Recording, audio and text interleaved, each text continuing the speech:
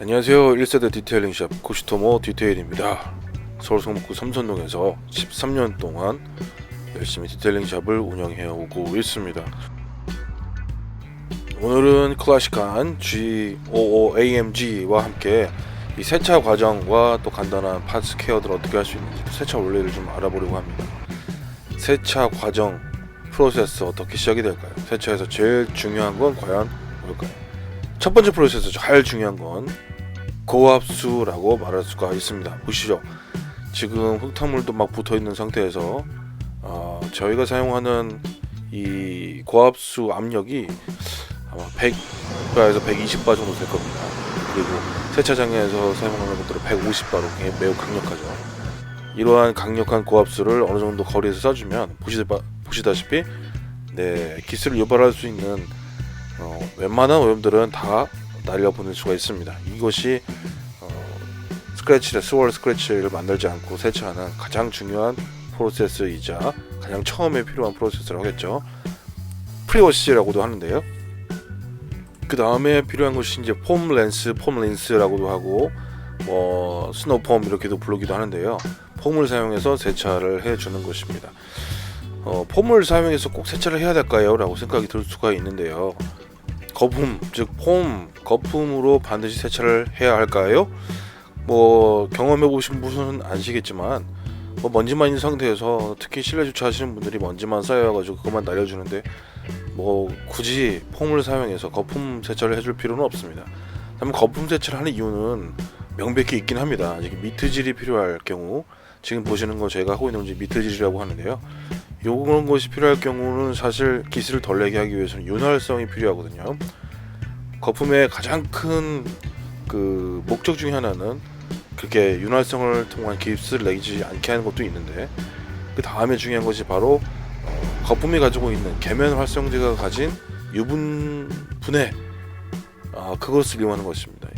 무슨 말이냐면 차에는 여러 가지 유성 성분으로 된 물질들이 붙을 수가 있습니다. 여러 가지 환경에 처할 수도 있지만 그중 대표적인 게 도로에서 앞차들의 배기에서 나오는 불완전 연소된 연료들도 뒷차에 붙게 되거든요. 그래서 우리가 세차할 때 보면 린스리스로 이렇게 젖은 타올로만 세차를 할 때 잘 안 되는 경우들이 많아요. 그런 것들이 이제 유분이 많을 때 그렇게 되는 것입니다. 그래서 유분기 제거, 또 유성 성분으로 되어 있는 기름 분해가 필요한 경우를 할 때는 계면활성제, 거품 속에 들어있는 계면활성제가 반드시 필요합니다. 계면활성제는 다들 아시죠? 대표적인 게 원리가 이제 마요네즈죠. 식용유로 만드는 음식 마요네즈. 근데 식용유가 보이지 않는 이유는 계란이 계면활성 역할을 해주기 때문입니다.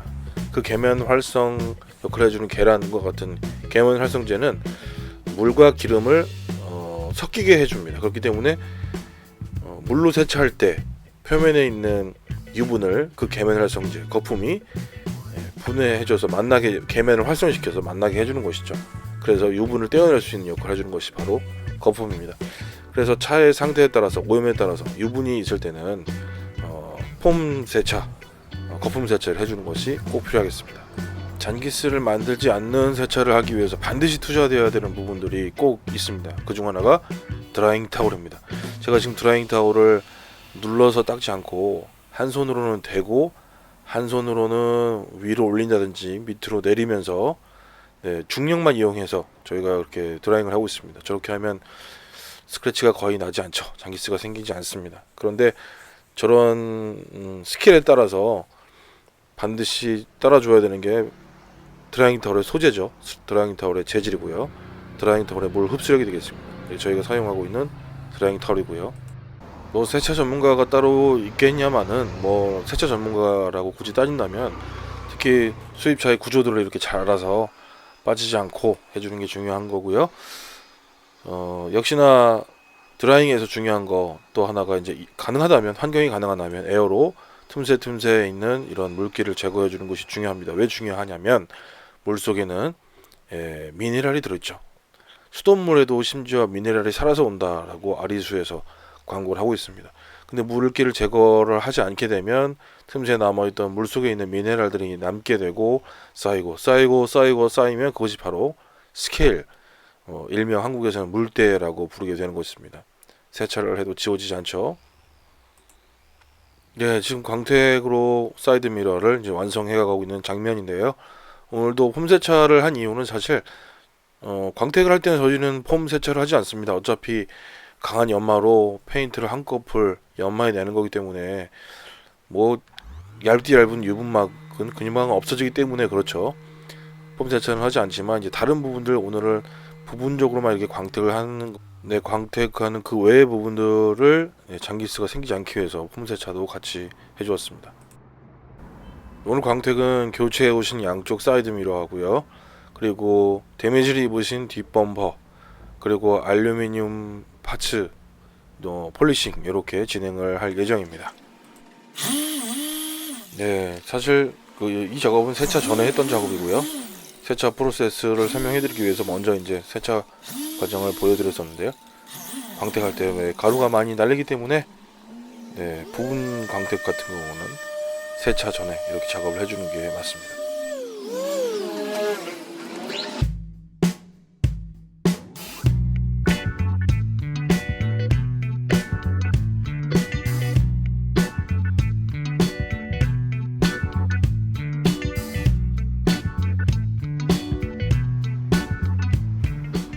네, 뒷범버 주차하시다가 그러셨는지 데미지가 생겼습니다. 이 부분은 먼저 1500방으로 수샌딩을 먼저 해주고요. 샌딩 후 광택 복원으로 얼마나 좋아지는지 한번 해보도록 하겠습니다.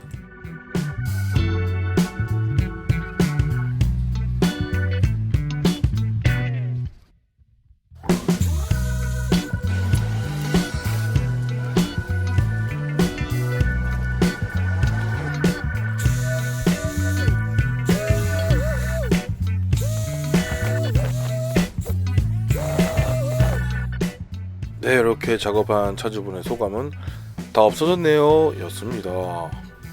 뭐 사모님이 그러셨다고는 하는데요. 이렇게 해결이 됐으니까요. 가족보다 차보다 가족이 중요한 거 아니겠습니까? 이런 일이 있다고 결코 가족들한테 화를 내서는 안 되겠습니다. 다음은 이제 알루미늄으로 보이는 범퍼 가드 같은데요. 요거 장기스가 너무 가득해서 빛깔을 잃어가고 있었습니다. 얼마나 좋아질까요? 자, 이것이 1차 폴리싱이었고요. 자, 2차 폴리싱까지 진행해서 알루미늄 가드 같은 경우에는 얼마나 좋아지는지 보시죠.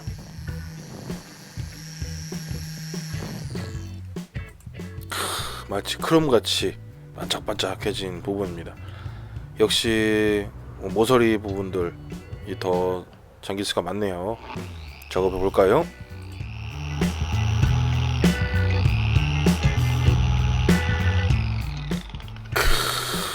차주분 얼마나 좋아하셨겠습니까? 단골 분이시라서요. 저희 10년 동안 찾아주신 분이라서 이거는 이제 서비스로 진행을 해드린 부분이고요. 그 다음은 이제 머플러도 이 차가 G63이 아니라 G55AMG라서 연식이 좀 있죠. 그러면서 머플러 케어가 좀 안 돼가지고 많이 심각해서 어떤 케미컬로는 해결이 안 되었습니다. 그래서 1인치 저희가 사용하는 거 가지고 이렇게 한번 연마를 해봤습니다. 어떻게 한 것일까요? 과정을 한번 보실까요? 그 디테일링 샵에 있는 툴만 봐도 그 디테일링 샵이 얼마나 정밀하게 디테일링을 완벽하게 할 수 있는지가 보이고 그 디테일러의 마인드가 보이는 것입니다. 물론 저희가 이 1인치 광택기 같은 경우는요 모든 차에 다 적용해 드릴 수가 없습니다. 엄연히 차 상태도 다 다르고 사실 차주분의 기대감도 다르고 견적감 또 예산이 또 다르시잖아요. 그래서 광택만 보통 2-3일 적용되는 차들의 경우에 1인치까지 동원해서 또 잼부터 구석구석 더 완성도를 높여드립니다. 하지만 그런 하이엔드 작업을 저희가 다 모든 분들에게 추천을 해드리진 않고요. 취향과 예산에 따른 것이라서요. 하지만 할 수 있는 것과 또 못하는 것은 다르다는 것을 한번 보여드리고 있습니다. 이렇게 오늘 완성된 줄비어하겐 G5AMG 저희 야마나카코 컨디셔너로 광도를 좀 더 올려드리고 나서 마무리를 지었습니다. 네, 오늘도 시청해주신 구독자 여러분들 사랑합니다. 그리고 오늘 또 혹시 저희 영상을 처음 보시는 분들은 구독과 좋아요를 눌러주시면 앞으로도 좋은 정보 많이 얻어가실 수 있겠습니다. 알짜배기 정보가 되도록 노력 많이 하겠습니다. 감사합니다.